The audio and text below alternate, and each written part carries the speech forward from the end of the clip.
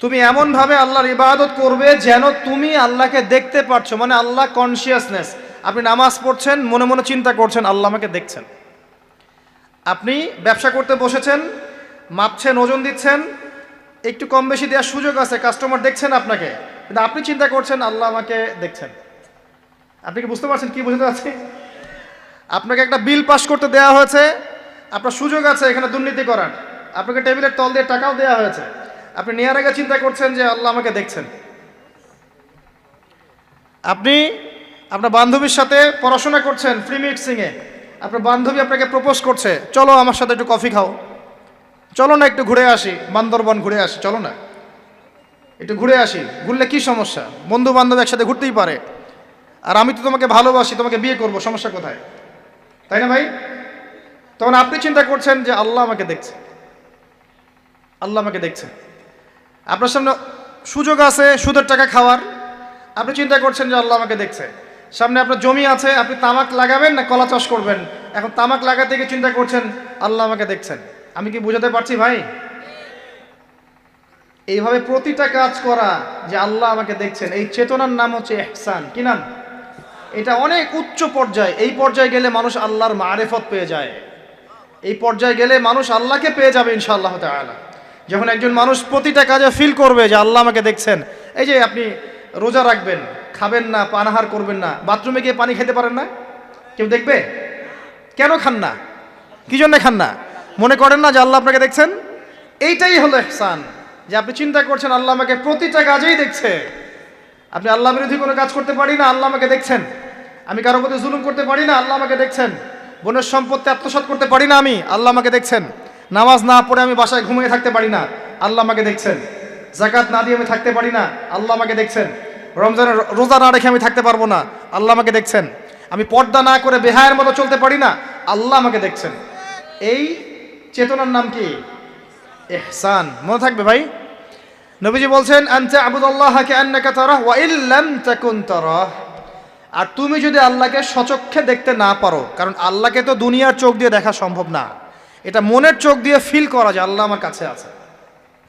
যদি তুমি আল্লাহকে দেখতে না পারো তাহলে জেনে রেখো ওয়া ইল্লাম তাকুন তারাহ ফাইন্নাহু ইয়ারাক, যে আল্লাহ পাক তোমাকে দেখছেন। এই চেতনা লালন করো। আমরা অনেক চেতনার কথা বলি না এখন, সবচেয়ে বড় এবং গুরুত্বপূর্ণ চেতনা হচ্ছে আল্লাহর চেতনা, আল্লাহর অস্তিত্বের চেতনা। আল্লাহ আমাকে দেখছেন, এই চেতনা, এটা যথেষ্ট জান্নাতে যাওয়ার জন্য। কোনো মানুষ যদি এভাবে চিন্তা করে যে আল্লাহ আমাকে দেখছেন, আমি আল্লাহকে দেখতে পারছি না, তো কি হয়েছে, আল্লাহ আমাকে দেখছেন, এই ব্যক্তি কি পাপ করতে পারবে? এই ব্যক্তি গোপনেও কি পাপ করতে পারবে? যদি পাপ করেও ফেলে তার মধ্যে অনুশোচনা আসবে না? আল্লাহ আমাকে দেখেছেন। যদি পাপ করেও ফেলে দেখবেন 2 রাকাত নামাজ পড়ে বলছে আল্লাহ আমাকে মাফ করে দাও। আমাদের চলতে ফিরতে পাপ হতে পারে, স্পেশালি যুবকদের পাপ বেশি হতে পারে। যদি পাপ হয়ে যায় হতাশ হবেন না, পাপ হয়ে গেছে হতাশ হবেন না। ওযু করবেন, জায়নামাজে দাঁড়াবেন, 2 রাকাত নামাজ পড়বেন, ওই পাপের কথা আল্লাহকে বলে ক্ষমা চাইবেন, ইনশাআল্লাহ আল্লাহ পাক আপনার গুনাহকে নেকি দিয়ে পরিবর্তন করে দেবেন ইনশাআল্লাহ। যতবার পাপ হবে ততবার নামাজে দাঁড়াবেন, ততবার ওযু করবেন, ততবার 2 রাকাত নামাজ পড়বেন এবং আল্লাহর কাছে ক্ষমা চাইবেন, ইনশাআল্লাহ আল্লাহ মাফ করে দেবেন। শয়তান আপনাকে হতাশ করতে চাইবে, ফার্স্ট্রেট করতে চাইবে। আরে তুমি অন্যায় করেছো, এত বড় বড় পাপ করেছো, তুমি পর্নোগ্রাফি দেখো, তুমি মেয়ের সাথে জেনা করেছো, তুমি মদ খাও, তুমি এই করো, তুমি কিভাবে আল্লাহর সামনে দাঁড়াবে, কোন মুখ নিয়ে দাঁড়াবে? এগুলো শয়তানের ওয়াসওয়াসা। কার ওয়াসওয়াসা? আল্লাহ পাক ক্ষমা করতে করতে ক্লান্ত হবেন না, আপনি ক্ষমা চাইতে চাইতে ক্লান্ত হয়ে যাবেন ইনশাআল্লাহ। আল্লাহ পাক এমন গফুর রহিম। এক ব্যক্তি 99টা খুন করেছে। কয়টা? 99টা খুন করে এক আলেমের কাছে গিয়ে বলেছে যে আমার কি তওবা হবে? সে বলেছে না, তওবা হবে না। সে বলেছে কি? তওবা হবে না। সে আলেম ছিল না, সে আবেদ ছিল। আবেদ মানে ইবাদত করতে বেশি বেশি, খুব বেশি জ্ঞান ছিল না। আমাদের মতো আমরা কিন্তু ইবাদত বেশি করি, জ্ঞান খুব কম। তো সে ছিল আবেদ, সে বলেছে না, তওবা হবে না। তো ও বেটারেও কোপ দিয়ে 100টা খুন করে ফেলেছে, 100 ফিলাপ। এবার সে চিন্তা করছে যে আমি কি করব। আরেকজন আলেমের কাছে গিয়ে বলছে আমি 100টা খুন করেছি, তওবা হবে? তো এই আলেম সত্যিকারের আলেম ছিলেন, তিনি বলেন হ্যাঁ তওবা হবে, তুমি ইস্তেগফার করো এবং এই এলাকা থেকে চলে যাও, অন্য এলাকায় গিয়ে থাকো, অন্য একটা এলাকায় গিয়ে থাকো, এখানে তোমার স্মৃতি জড়িত আছে, অন্য জায়গায় হিজরত করে গিয়ে থাকো। তো সে ব্যক্তি চলে গেল, যাওয়ার পথে তার মৃত্যু হয়ে গেছে। আল্লাহ পাকের ফেরেশতা চলে এসেছে, আযাবের ফেরেশতা এবং জান্নাতের ফেরেশতা তারা নিজেদের মধ্যে এখন তর্ক করছে কে রূহটা নেবে, আত্মাটা কে নেবে। ওই যে রূহ কাকে বলে, সায়েন্সকে জিজ্ঞাসা করেন, সায়েন্সের প্যান্ট খারাপ হয়ে যাবে, রূহ কাকে বলে উত্তর দিতে গিয়ে। এখন আল্লাহ পাক এই বান্দাকে মাফ করতে চাচ্ছেন, তিনি কি করলেন, আল্লাহ পাক কৌশল করলেন। তিনি বললেন জমিনটা মেপে দেখো, ফেরেশতারা তোমরা জমিন মেপে দেখো, সে যেখান থেকে বের হয়েছে সেখানকার দূরত্ব বেশি না যেখানে যাচ্ছিল ওখানকার দূরত্ব বেশি। এবং আল্লাহ পাক জমিনকে আদেশ করলেন এই জমিন তুমি লম্বা হয়ে যাও। জমিন আল্লাহর আদেশ শোনে না? এই পাহাড় আল্লাহর আদেশ শোনে না? শোনে। পাহাড়ে যা হচ্ছে, আল্লাহ রাব্বুল আলামিনের গজব চলে আসলে এই পাহাড় দেখবেন মানুষের উপর গজব ফেলবে ইনশাআল্লাহ তাআলা। সমুদ্রের কিনারে যা হচ্ছে আমরা দেখে আসলাম যে নগ্নতা অশ্লীলতা চলছে, যখন আল্লাহ পাকের গজব আসবে দেখবেন সমুদ্র ভাসিয়ে দিবে সবাইকে, দেখে নিন ইনশাআল্লাহ। আল্লাহর আদেশ যখন চলে আসবে প্রকৃতি আল্লাহর কথা শুনবে। জমিনকে আল্লাহ বললেন লম্বা হয়ে যাও, জমিন লম্বা হয়ে গেল। এবার ফেরেশতারা মেপে দেখলো সে যেখানে যাচ্ছিল ওর পরিমাণটা বেশি। আল্লাহ পাক বললেন ওকে মাফ করে দাও, ওকে মাফ করে দেওয়া হলো। 100 খুন করেছে। কত খুন? এটা বলে আপনাকে আমি খুন করতে উৎসাহিত করছি না, কথা কি বুঝতে পারছেন? আমি আপনাকে খুন করতে উৎসাহিত করছি না, আমি বলছি আল্লাহ পাকের দয়া এত প্রশস্ত যে আপনি পাপ করলে হতাশ হবেন না, হতাশ হয়ে যাবেন না। আমি অনেক পাপ করে ফেলেছি আল্লাহ মাফ করবেন না, এমন চিন্তা করবেন না। আরেক ব্যক্তির ঘটনা আছে, এগুলো কিন্তু গল্প না, এগুলো বনী ইসরাইলের কাহিনী, সত্যিকারের ঘটনা। আরেক ব্যক্তি এত বেশি পাপ করেছিল যে নিশ্চিত যে আমি মারা গেলে জাহান্নামে যাব। এখন সে মওতের আগে তার সন্তানদেরকে বলছে যে আমি মারা গেলে আমার লাশটাকে পুড়িয়ে ফেলবা, লাশটা পুড়িয়ে ফেলে অর্ধেক ছাই বাতাসে ভাসিয়ে দিবা, অর্ধেক ছাই সাগরে ভাসিয়ে দিবা, অর্ধেক ছাই বাতাসে উড়িয়ে দিবা, অর্ধেক ছাই সাগরে ভাসিয়ে দিবা। সন্তানরা তাই করলো। আল্লাহ পাক সাগরকে বললেন ছাই জমা করে দাও, বাতাসকে বললেন ছাই জমা করে দাও। এরা ছাই জমা করে তাকে আবার পুনরুত্থিত করা হলো।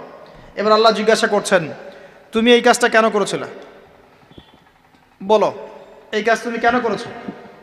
সেই ব্যক্তি বলছে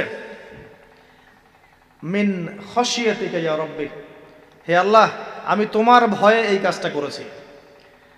আর তুমি আল্লাহ খুব ভালো করেই জানো যে আমি তোমার ভয়ে করেছি না অন্য কোনো কারণে করেছি। আল্লাহ পাক বললেন তুমি আমার ভয়ে যদি করে থাকো আমি তোমাকে মাফ করে দিলাম। একজন ব্যভিচারী নারী, প্রস্টিটিউট বোঝেন, পতিতা বোঝেন, পতিতা বা যৌনকর্মী যে শব্দগুলো বোঝেন? আচ্ছা, এটা তো এখন একটা প্রফেশন হয়ে গেছে, তাই না? মানুষ এটাকে একটা প্রফেশন হিসেবে নিয়েছে, নাউযুবিল্লাহ। যখন এগুলো বেশি বেশি বাড়তে থাকবে সমাজে মহামারী ছড়াবে। আমার মাস্ক ভাইরাস ঠেকাতে পারবে না তো। এইসব ভাইরাস ঠেকাতে হলে বেশ্যাবৃত্তি বন্ধ করতে হবে, অশ্লীলতা বন্ধ করতে হবে, বেহায়াপনা বন্ধ করতে হবে, জেনা বন্ধ করতে হবে, তারপরে ভাইরাস কমবে ইনশাআল্লাহ। হাদিসে স্পষ্ট যখন একটা কওমের মধ্যে, কম বলতে এখন পুরো বিশ্বকে বোঝানো যায়, পুরো বিশ্বই একটা কম, গ্লোবাল ভিলেজ। যখন একটা জায়গার মধ্যে জেনা বেড়ে যায়, নোংরামি বেড়ে যায়, মদ পান করার প্রবণতা বেড়ে যায়, অশ্লীলতা বেড়ে যায়, জেনা বেড়ে যায়, এই যে ধর্ষণ বেড়ে যায়, ব্যভিচার বেড়ে যায়, অবৈধ যৌন সম্পর্ক বেড়ে যায়, তখন আল্লাহর পক্ষ থেকে এমন এমন আযাব আসে, এমন এমন রোগ আসে যেগুলো কখনো মানুষ নামও শোনে নাই। সমকালীন প্রেক্ষাপটটা মিলান, দেখবেন যে সারা বিশ্বে কিভাবে জেনা বেড়েছে। জেনা, পর্নোগ্রাফি আর ধর্ষণ আর পরকীয়ার ব্যভিচার ঘরে ঘরে ঢুকে গেছে এখন, ঘরে ঘরে। তো ভাইরাস ছড়াবে না তো কি ছড়াবে? কোরআন এবং সুন্নাহর আলোকে যদি আপনি পরিপূর্ণ জীবনযাপন করেন, বেশি বেশি কোরআন তেলাওয়াত করেন, আশা করা যায় আপনি কিছুটা হলেও সুস্থ থাকতে পারবেন ইনশাআল্লাহ। তবে একটা কথা মনে রাখবেন, যখন চতুর্দিকে ফিতনা ফাসাদ এবং ফাসাদ ফিতনা এবং আল্লাহর গজব ছড়িয়ে পড়ে, তখন ভালো মানুষরাও বাঁচতে পারবে না। বরং ভালো মানুষদেরকে আল্লাহ পাক আগে আগে সরাই দিবেন। তুমি মিয়া একা একা ভালো ছিলা, মানুষকে তুমি ভালো কাজের আদেশ করো নাই কেন, অসৎ কাজে নিষেধ করো নাই কেন, তুমি আগে ধ্বংস হও, ওকে আগে ধ্বংস করে দিবে আল্লাহ পাক। আল্লাহ পাকের সুন্নাত এরকমই। যাই হোক, যেটা বলছিলাম, এক মহিলা এরকম প্রস্টিটিউট ছিল, বেশ্যাবৃত্তি করে সংসার চালাতো, জীবন চালাতো। একদিন চলতে পড়তে দেখলো একটা কুকুর পানি পান করার জন্যে তৃষ্ণার্ত অবস্থায় তার প্রায় মৃত্যু হয় অবস্থা।